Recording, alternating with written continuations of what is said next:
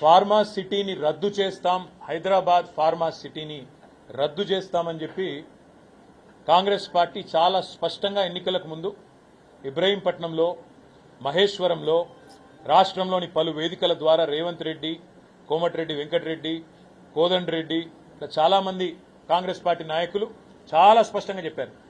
Hyderabad pharma city రద్దు, మేము land తిరిగి రైతులకే తిరిగి చెల్లిస్తాం, ఇచ్చేస్తాం, ఫార్మా సిటీలో ప్రభుత్వం రియల్ ఎస్టేట్ వ్యాపారం చేస్తుంది అని ఇష్టం వచ్చినట్టు మాట్లాడింది.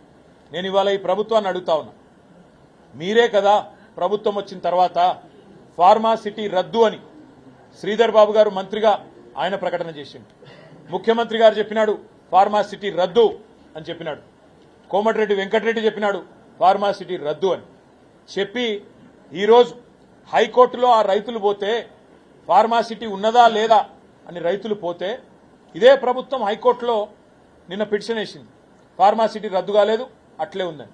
నేను ఈ ప్రభుత్వాన్ని ఒకటే సూటిగా అడుగుతా ఉన్నా, ముఖ్యమంత్రి ఇవాళ రేపు ఏం మాట్లాడినా ఎక్కడ మాట్లాడినా ఉన్న సిటీ గురించి మాట్లాడతలేడు, future city, AI city, fourth city అని మాట్లాడుతుంది.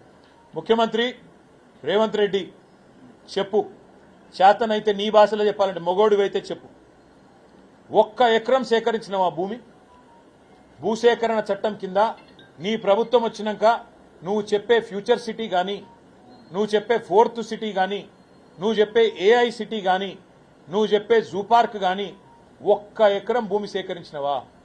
మరి 1 ఎకరం భూమి సేకరించకపోతే అది మేము గతంలో ప్రతిపాదించిన హైదరాబాద్ ఫార్మా సిటీకి సంబంధించిన భూమి అయితే దాన్ని ఇతర అవసరాలకు ఎట్లా మళ్లిస్తావు? ఎట్లా నువ్వు న్యాయ వ్యవస్థని, న్యాయమూర్తులను తప్పుదో పట్టిస్తున్నావు? ఇవన్నీ ప్రజలు గమనిస్తా ఉన్నారు. నువ్వు గతంలో చెప్పిన మాట నిజమే అయితే, ఫార్మా సిటీ రద్దు, నేను తిరిగి భూములు వెనక్కిస్తాన్న మాట నిజమే అయితే ఆ పని చెయ్యి.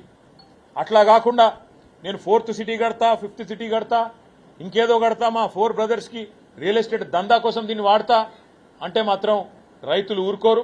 ఏ రైతులైతే నీకు ఓటేసి ఇబ్రాహీంపట్నంలో ఇంకా ఇతర ప్రాంతాల్లో గెలిపించినరో వాళ్లే నీ పార్టీ అంతు కూడా చూస్తారు. ఇంకొక మాట కూడా నేను అడుగుతా ఉన్నా, రేపు కోర్టులో ప్రభుత్వం స్పష్టంగా చెప్పాలి, లక్షలాది మందికి ఉపాధి కల్పించే ఫార్మా సిటీ కడుతుండ్రా లేదా? రెండో మాట కూడా నేను అడుగుతా ఉన్నా, కోర్టు కూడా నోటీస్ చేయాలని చెప్పి కూడా నేను విజ్ఞప్తి చేస్తా ఉన్నా న్యాయమూర్తులకు. ఫార్మా సిటీ ఆనాడు 14,000 ఎకరాలు 7 ఏళ్లు కష్టపడి మేము రైతులను ఒప్పించి మెప్పించి నానా తంటాలు పడి సేకరించిన 14,000 ఎకరాల్లో 64,000 కోట్ల పెట్టుబడులు రావాలని, లక్షలాది మందికి ఉద్యోగ ఉపాధి అవకాశాలు రావాలనే ఒక ఆకాంక్షతోని మేము ఆనాడు ఫార్మా సిటీని ప్రతిపాదించినాం. ఇవాళ నేను న్యాయమూర్తులను కూడా కోరుతా ఉన్నా, దయచేసి మీరు గమనించాలని చెప్పి కూడా వేడుకుంటా ఉన్నా. ఫార్మా సిటీ అనేది 14,000 ఎకరాలు మేము ఏదైతే సేకరించినామో అది కండిషనల్ ల్యాండ్ అక్విజిషన్. కండిషనల్ అంటే ఫార్మా కోసం మాత్రమే మేము తీసుకుంటున్నాము ఈ స్థలాన్ని అని చెప్పి ఆనాడు భూసేకరణ చట్టాన్ని స్పష్టంగా ఆ జీవోలోనే పేర్కొంటూ ఫార్మా సిటీ కోసం అని తీసుకున్నాం. ఇవాళ ఆ భూములను ఇతర అవసరాల కోసం, రియల్ ఎస్టేట్ దందాల కోసం, ఫ్యూచర్ సిటీ అనే డ్రామాల కోసం, 4th సిటీ అనే హంగామా కోసం, ఏఐ సిటీ అనే హడావిడి కోసం మళ్ళిచ్చి దానిలోకి వెళ్ళి 1,000 కోట్లు నొక్కేయాలనే ఆలోచన ఏదైతే ఈ ప్రభుత్వం చేస్తున్నదో ఇది రియల్ ఎస్టేట్ స్కాము. దీన్ని దయచేసి గౌరవ న్యాయమూర్తులు కూడా గమనించాలని చెప్పి కూడా నేను కోరుతా ఉన్నా. ఈ భూ దందాలను తప్పకుండా మేము కూడా బయట పెడతాము.